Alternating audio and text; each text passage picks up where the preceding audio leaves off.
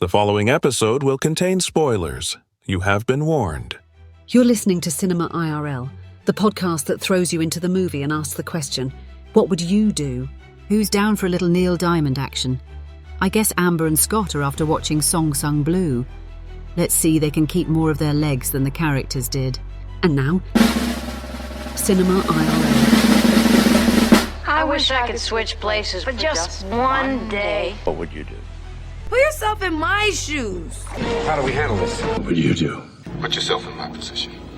What would you do? Now it's your turn. Oh, wait, I forgot something. Oh, okay. Oh, here it is. My soapbox. Yay. Why do you have a soapbox? You'll see. Do I have to? I mean, yeah. Alrighty, folks. Well, apparently you're here for another episode of Cinema IRL and Scott's Soapbox. I encourage you to stick around, though, because I don't know what's in store, and hopefully it'll be okay. Alrighty, ladies and gentlemen, we are talking about Song Sung Blue. Based on a true story, two down-on-their-luck musicians form a joyous Neil Diamond tribute band, proving it's never too late to find love and follow your dreams. Alrighty, let's just get this soapbox thing out of the way. Well, it's not really get it out of the way. We'll cover it as we go. Oh, geez. Okay, well. I'll get up and down off of it. All right, so this is the story of Mike and Claire, who are both singers, and they sing other people's songs, and they find each other, and they decide to sing Neil Diamond songs together, and then, I don't know, variety of tragedies ensue. Variety of tragedies is a good way to describe that. Yeah. So, well, where do we wish to start this? Oh, I know where to start. Let's start near the beginning when Mike gets a job being who's the guy he was supposed to play at that Don one? Ho. Oh, Don Ho, thank you. Yeah, supposed to be a Don Ho impersonator. Was hired as that, and then he got there and he's like, nah, I just want to be me. And the guy putting it on was like, nah, you're going to be Don Ho. And he's like, nah, I'm going to leave. This is already captivating. No, it isn't. Here's the thing. If you're hired for a job. Yeah. What would you do if you were hired to fill in for a gig because the original Don Ho impersonator was sick, and someone says, hey, I need you in a bind. Will you do it? And you say, yeah. And then you show up and then you create a bunch of problems. You're just holding the show hostage at that point. Well, I mean, he's not holding it hostage. There was a whole variety of performers there. Yeah, if you don't have tiny bubbles, the life goes on. But that's the idea. It's a matter of keeping your word. If you say you're going to do something, don't be a flake. Yeah, that's the idea. He wanted to, well, I'm here and I'm going to sing, so I guess I'm going to be me and you're going to have to like it. And no, we don't. No, we don't. So, not to mention, it's just bad for relationships because obviously that guy was someone who had a relationship with him. So, yeah, I get it. Here's the thing. Sometimes we all have to play roles. And sometimes that role might have you singing tiny bubbles. And be lightning later. Anything in life. Yeah, his show name was Lightning. Yeah, I mean, sometimes we have to play the role of a retail clerk or a CEO or whatever. And these are just roles that we're playing for while we're in that. So... Well, it requires a little bit more skill than just playing a role. Well, okay, I guess the CEO does, but I think any job, regardless of where it is on the scale of experience, you still have to have some idea of how to do the job. I mean, it's a little bit more than a role. I mean, you have to know how to sing tiny bubbles. Okay. So it's the same, and that doesn't make you less than. It doesn't mean you're giving up on anything. It just means that you're doing the job you were paid for. Yeah, I don't say you're going to do something and then show up at the moment and then be, oh, I had something different in mind. But you know what? Sometimes you miss 100% of the shots you don't take. So, sometimes it doesn't hurt to ask. So I can see both sides of... It's fine asking. It's fine. Hey, I got an idea. I want to kind of do some things as me tonight. Is that cool? No. Okay. Yeah, I agree. So we have Claire here, who is singing a Patsy Cline song, I believe. And Mike is immediately smitten with her. And she remembers seeing him sing when she was younger. And they start this group together, Lightning and Thunder. She's Thunder, he's Lightning, and romance ensues. And then they seem to get married in a hot New York minute, which was super fast. And Mike is 20 years sober at that point, having been in the military and having had a drinking problem. And he is dedicated to his AA meetings and his recovery, but he also has heart problems.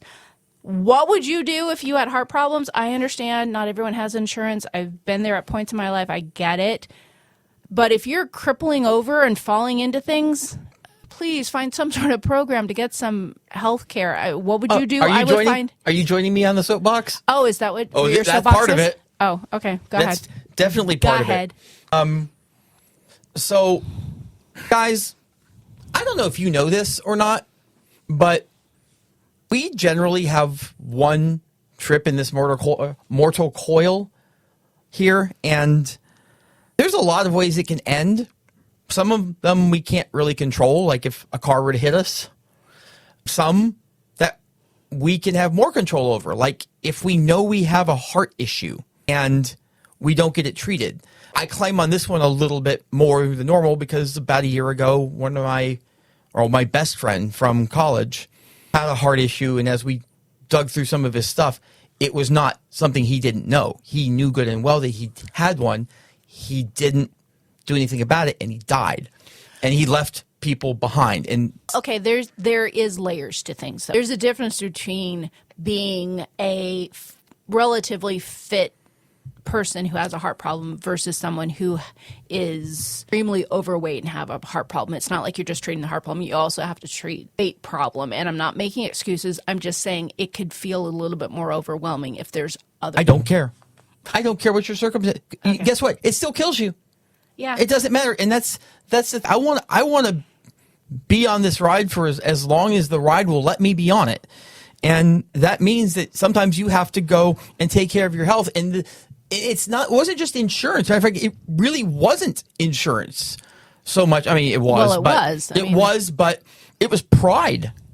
I don't know about that. I mean, you're musicians taking gigs wherever you can. You don't have a lot of extra money, and unfortunately, any one of us, when we find ourselves in situations like that, frequently things like health insurance are the things that don't get paid in lieu of having groceries on the table and a roof above your head. That's unfortunately the problem here in America. He was telling his stepdaughter while they're in a hospital with a defibrillator right there, how to use it on him and to not get doctors.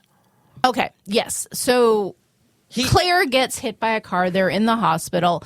He does take Claire's daughter aside and says, basically, I have a heart problem. I'm going to pass out. Here's how you use the defibrillator. Yeah, that's a lot to put on a teenage girl, especially if you're in a hospital with doctors. But I assume that also goes to the fact of not having health insurance. If a doctor puts a hand on you, that's thousands and thousands of dollars. Whereas if your teenage daughter does that, then it's free. But I think you're lucky to get to spend those thousands of dollars because it means you're still alive. I think that the thing that I take more umbrage with is putting that on a teenage girl. Yeah, if I'd been her in that situation, as soon as he passed out, I'm screaming, "Doctor! I need a doctor!" 1,000,000%. So, okay. And then later he passes out for a moment in the bathroom, falls down, hits his head. Not kind of hits his head, but hits his head really hard. Yeah, he falls back into the wall when he's having the heart issue, and then falls forward as he loses consciousness and head plants into the corner of the bathroom counter. I don't even have a problem with him using the nail glue. So yes, he's bleeding. He's put an enormous gash in his head. He's trying to stop the bleeding and then immediately goes for nail glue for fingernails and starts applying it to his head. Oh my gosh, I understand it is the biggest night of your career. I understand that, but a little pit stop somewhere to at least sew up the hole would be a good thing.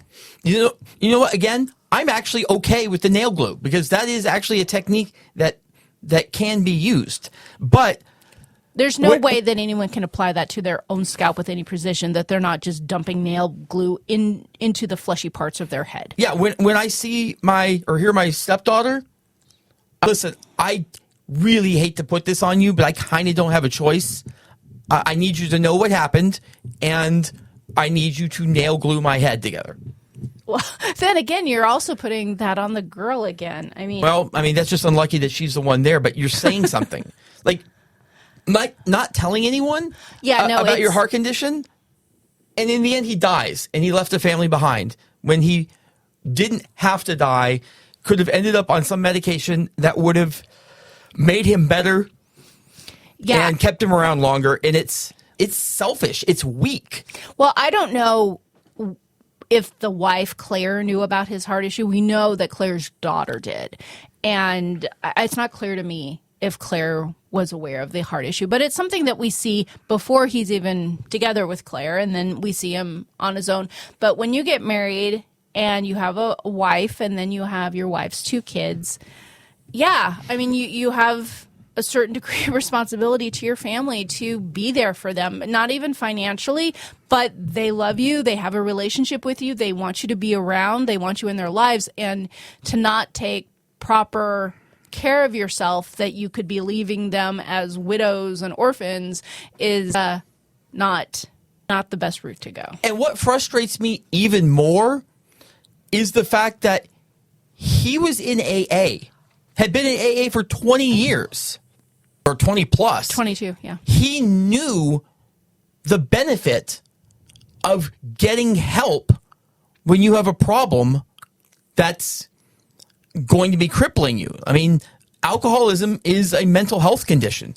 And it kind of baffles me that he would take care of his mental health, but not his physical health.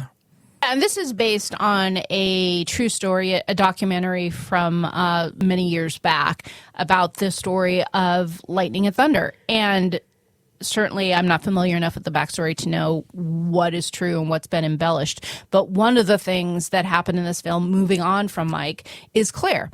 They live in Mike's house, which is in the flight pattern of airplanes. So there's always this noise, and Claire is out in front of the house, and she's getting ready to plant flowers, because that's always been her dream, is to have a colorful, pretty house. And she's getting ready to plant flowers, but because a plane's going over and there's noise, she does not hear the car that is basically going off the road on this very windy road and headed right for her, and hits her.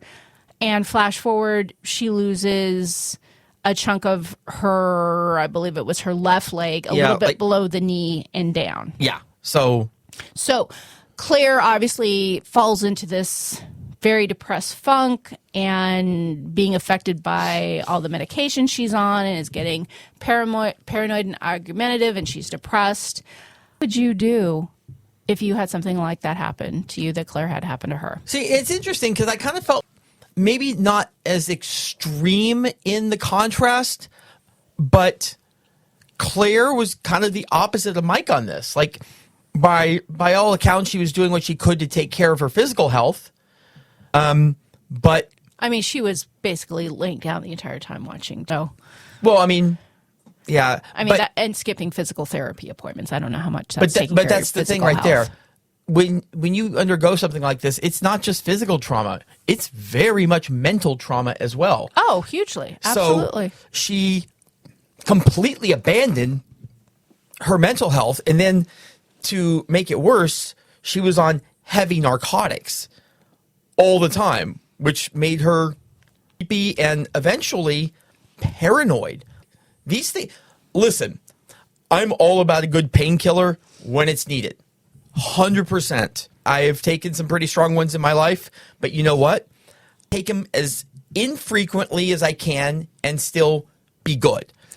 And well, I think anything that you've experienced is mostly a temporary issue. When you lose a portion of your leg, and a lot of those pains are phantom pains in a leg that you don't even have anymore. Understand, the pain's not phantom. The pain is very real. It's just you're feeling it, quote unquote, in some place that doesn't exist. Yeah. Oh, yeah, because they're not treating non-existent pain. Pain that shows up for stress. It's a nervous system and crisis. Exactly. But you see when this has happened, when you're delving into this depression, and people around her see it too. So, I mean, maybe it wasn't as completely contingent on just her, but she cracked before anyone did anything for her mental health. She had to go to a 21-day clinic to basically sober up, and then she presumably became a member of Narcotics Anonymous. Oh, I mean, she was in a meeting. Yeah. So I would assume it was NA. I did not go there. I'm not sure. That didn't cross my mind. But when you talk about before her family did anything, that's the thing. And I don't think you and I could do what would you do in this situation, because when someone you love loses half of their leg and they can never walk normally again, sure, you can have a prosthetic and you can get proficient with it, but your life is very, very different. And I'm sure anyone in that situation is inclined to give that person a lot of leeway, a lot of grace, a lot of flexibility before you actually do step in and do something. I think that would be normal, is you can't even begin to imagine what this person is experiencing. Listen, depression's fine. I understand that. But also know this. There are antidepressants that people go on that they're not on for life. Sometimes people go on antidepressants for short periods of time to be able to cope with something that has happened.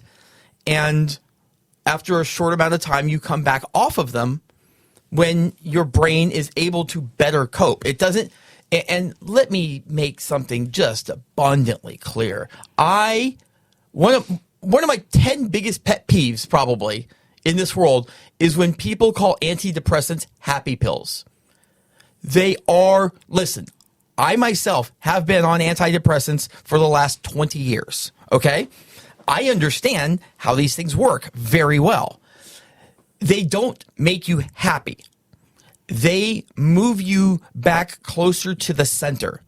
They make it so that you feel a reasonable amount of sadness or happiness or fear or whatever it is. Because sometimes these things just get fully exacerbated to the point that normal people can't deal. And I've heard the thing about normal grief and normal stuff. Yes, we understand that that's normal, but so is getting a broken arm because something happened.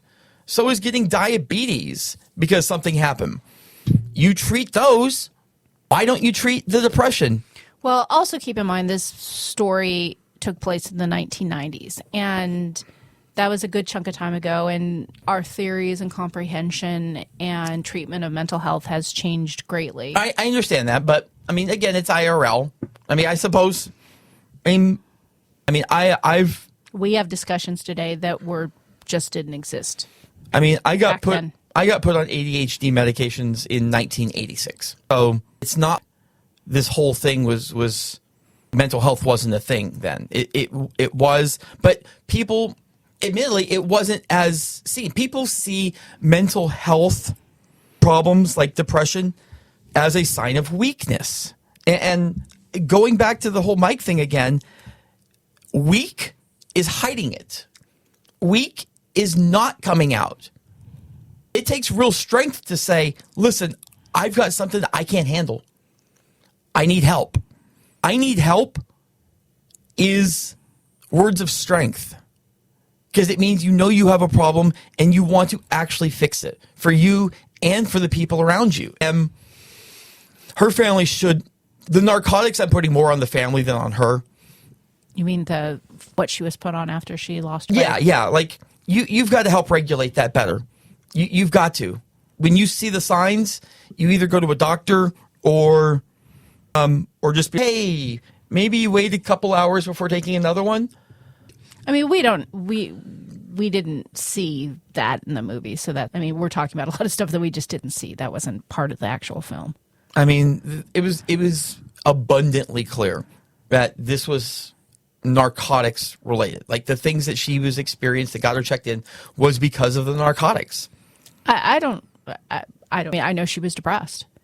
She was struggling with what had happened, and And Mike did talk about how, her mood had changed and everything because of what she was taking. I mean, this might because of that. But I think your natural bent to mental health is filling in some stuff in here that I didn't see in that same way. Well, and this is where it might be a little better to frankly defer to me on this one, because this is something I know, and it's something but you're talking about things that weren't necessarily in the film.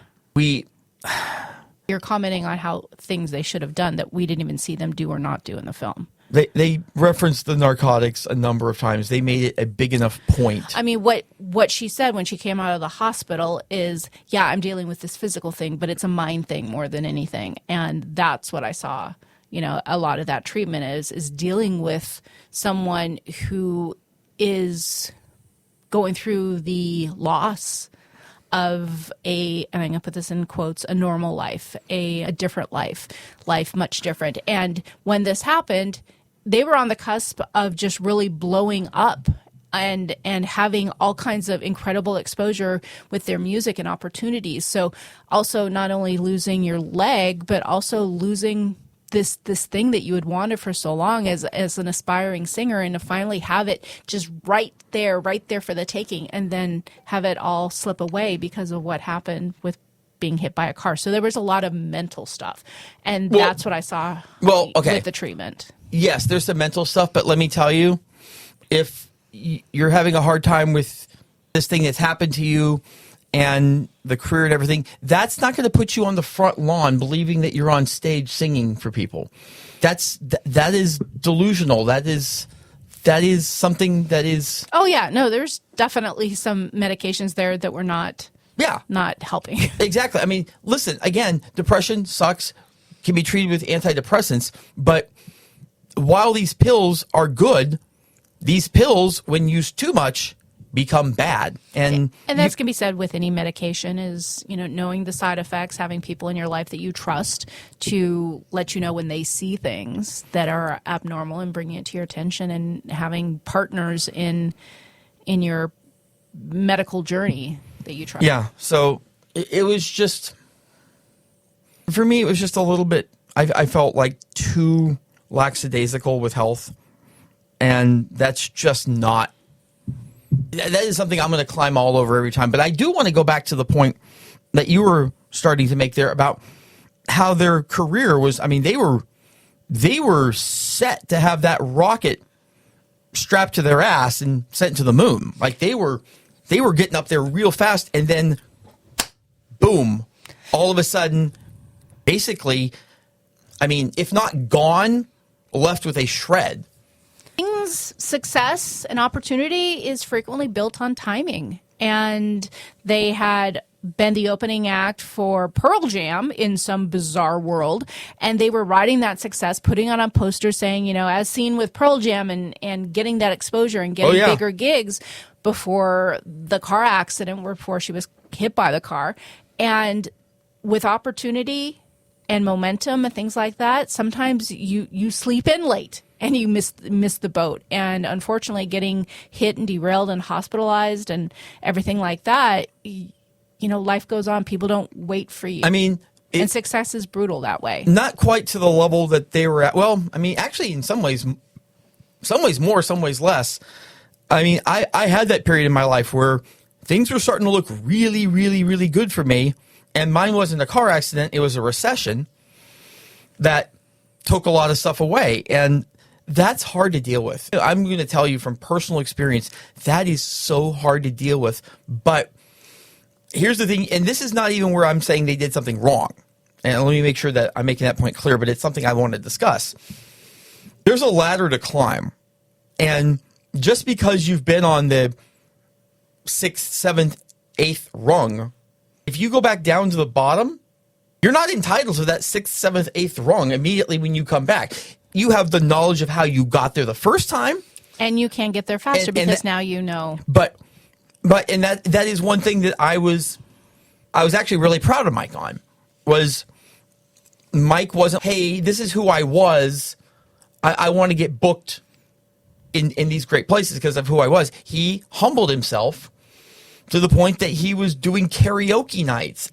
Well, also, too, in the fact that they were a duo. he wasn't just going to be, oh, hey, honey, you're crying, in bed or, depressed on the couch. I'm going to go do our gig and our show without you. I mean, he was making a compassionate choice in not fueling her depression by just going on without her and living the dream, and while she just sits there. Yeah, and another thing, and again, this will. Nor did he want to. It makes inherent sense, but sometimes in the world we forget this.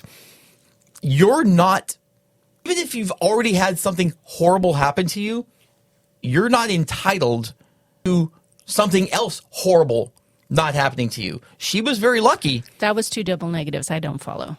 She was very lucky the second time when that car came around.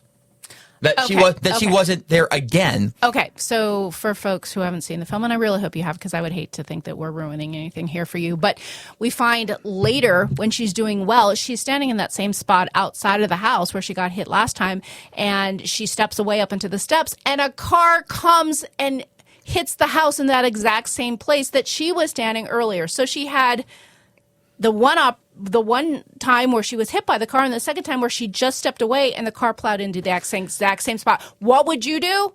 I would move. So even though it might have seemed weird to other people, I loved her reaction. I loved it. Oh, she laughed. Started hysterically laughing. Now, mind you, the guy who's getting out of the car, who's woozy and clearly has some form of an issue, was, why this bitch laughing? And I think even her family around was like, did mom just lose it? But no, sometimes in this world, you have two choices, laugh or cry. And she realized, crap, I've had this horrible thing happen to me, but I could have something else happen to me. It could become worse.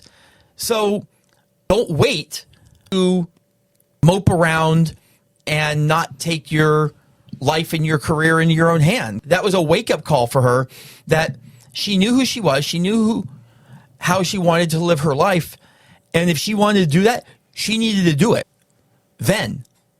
So I love that reaction, and I loved that it just completely kicked her into gear. Yeah, it was ironically a positive. Another near-death experience in the exact same place, and seeing her good fortune to have been able to tell the tale again, but with a better ending this time. Yeah. We're not a movie review show, but I like to give at least thoughts. Sometimes I love this movie. Yeah, it was great. It was very enjoyable. I definitely think you're going to see this popping up in places in Oscar season. And it will definitely increase the Neil Diamond songs on Spotify and all the playlists. Yeah, Neil Diamond is going to get a good bump from this one. Yeah, for sure. I could see both of them getting some form of a Best Actor/Actress nod. I don't know that either one wins, though. Hugh Jackman might. Hugh Jackman's character was really, really good. Yeah. He did an amazing job with a very, very complex character. Yeah. So. Yeah, no, extremely enjoyable. Highly recommend. Yeah, absolutely. Final thoughts? Why do you do that when I was Why is it when I say final thoughts, all of a sudden you have nothing to say? Well, because I had my final thoughts is that it was a good film, and I was kind of done, and now it's back on me. When we end episodes like that. And now it's all weird. I'm sorry, people. Guys, just hopefully you're listening to us somewhere where you can get music, or even better, where you can get music. Well, yeah. So go turn on some Neil Diamond and Sweet Caroline, Your Night Away. Got the way to move. We hope you enjoyed our episode. Thank you for listening. And to catch all the new episodes, please subscribe. We release 2 to 3 episodes weekly, so we'll have new content regularly. Until next time.